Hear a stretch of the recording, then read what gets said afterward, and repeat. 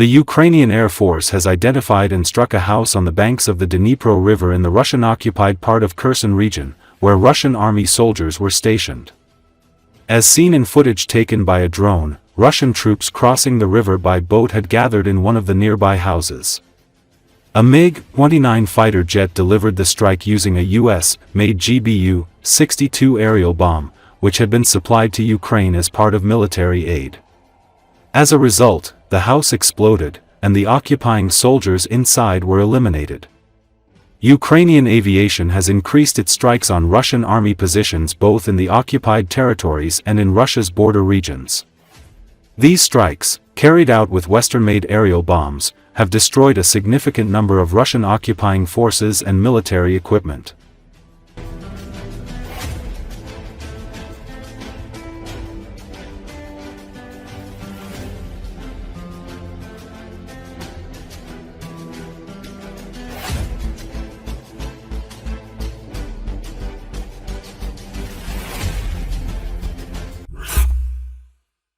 From junk food packaging to deep strike drone raids, Ukraine is turning everyday materials into weapons and using them to fight one of the largest militaries in the world, Defense News reports.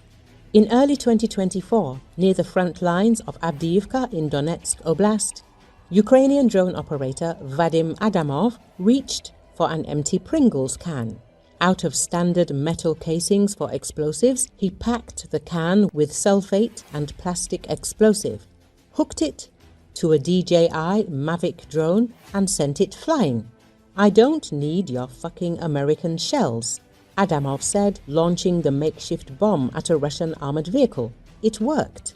The can cost $1.50, the drone a few thousand, the destroyed target likely worth hundreds of thousands. Ukraine's improvised weapons strategy, born from necessity, is now at the core of its military doctrine. Drones, especially first-person view FPV types, are being used for surveillance, direct attacks, and long-range sabotage. In 2024 alone, Ukraine produced 2.2 million drones. Officials expect that number to more than double to 5 million in 2025. Much of this production happens in basements, garages, and converted print shops, where parts like motors and cameras are assembled by hobbyists and technicians, many of them self-taught or under 25 years old. The June 2024 Operation Spiderweb made headlines when hundreds of Ukrainian drones were smuggled into Russia and used to destroy strategic bombers and spy planes. But experts say the surprise wasn't the technology, it was the scale. These are the same basic tactics we've seen since the start of the war. A Ukrainian defense official told Defense News, "Spiderweb just showed how far they can go." At drone units near Lyman in eastern Ukraine, operators watch footage of confirmed hits, train on obstacle courses, and even earn digital medals and bonuses for successful strikes. "The best thing to do if you hear one is to play dead," one pilot said. "But if it gets that close, you're probably dead already." This war now includes leaderboards, ranking systems, and financial incentives for drone kills. It's war fought with joysticks and VR goggles, sometimes by soldiers barely out of their teens. The drone war is now a back-and-forth tech race. Ukrainian forces began using signal jammers to break drone communications. Russia responded by adding ultra-thin fiber optic spools to their drones, making them resistant to jamming. Ukraine's latest move: physical netting over trenches and roads to intercept incoming drones. The battlefield is evolving daily. That is a digital trench war, with each side pushing the limits of adaptation. At the Brave One Defense Tech Conference in Kiev in February 2025, Kharkiv-based engineer Sasha Rubina unveiled a prototype unmanned ground vehicle UGV to deliver food and ammunition to the front. The idea is that the person controlling it is in a safe place. Rubina said, "The fewer people exposed, the more lives we save." Ukraine's strategy now includes land, air and sea drones, and many of these platforms are produced domestically and deployed within weeks. Ukraine's military is stretched thin. Since the failed 2023 counter-offensive, the army has faced manpower shortages and frontline fatigue. With negotiations stalled and traditional weapons in limited supply, drones offer a scalable alternative. As Kipling wrote in Arithmetic on the Frontier, £2,000 of education falls to a 10 rupee jezail.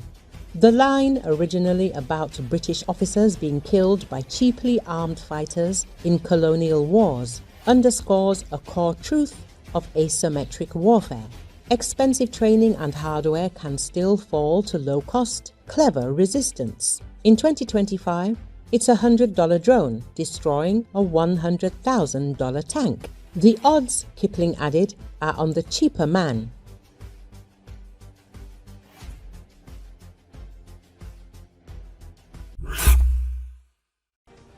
Convicted war criminal Igor Girkin has said in a new letter that Russia's economic and military problems are rapidly multiplying and the country is getting closer to failure. In a letter published by his comrades, he predicts severe trials for Russia that are currently being ignored by most. Yes, the news around us is not at all encouraging. Economic, production and logistical failures are growing more and more clearly. This is no longer just a premonition of a thunderstorm, but an approaching storm with black clouds, lightning and rumble, writes Girkin. The protracted war with Ukraine, he is sure, is exhausting Russia more and more. The enemy is already burning our airfields near Irkutsk, and we can't even break through his first defensive belt in the Sumy direction. And it's almost a year since we're just about to take Pokrovsk. Girkin complains. Girkin warns that after the destruction of Iran by Western forces, a new round of pressure on Moscow will begin.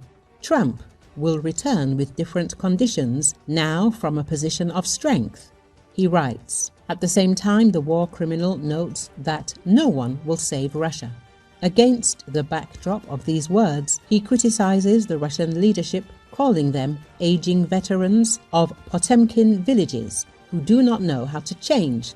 Girkin concludes that panic will begin as soon as a real storm hits, and then neither the economy nor the army will be able to contain its destructive force. So, disappointment with Russian authorities and President Vladimir Putin is growing in Russia. Members of Russia's political elite are disappointed with Russian President Vladimir Putin's handling of the war in Ukraine and had hoped it would end in 2024. Medusa reported recently, citing 10 officials including 2 sources close to Putin's administration and 1 senator. The independent Russian media outlet said the state of the country's economy was a particular point of tension. The main emotion is disappointment, a source in the Russian government told Medusa, adding, "We expected the war to end, for the fighting to end. Fatigue has been the main feeling for a long time.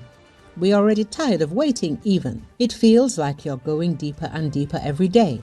We also expected some kind of lifting of sanctions in exchange for peace. Now, they're inflicting more and more pain." The source added,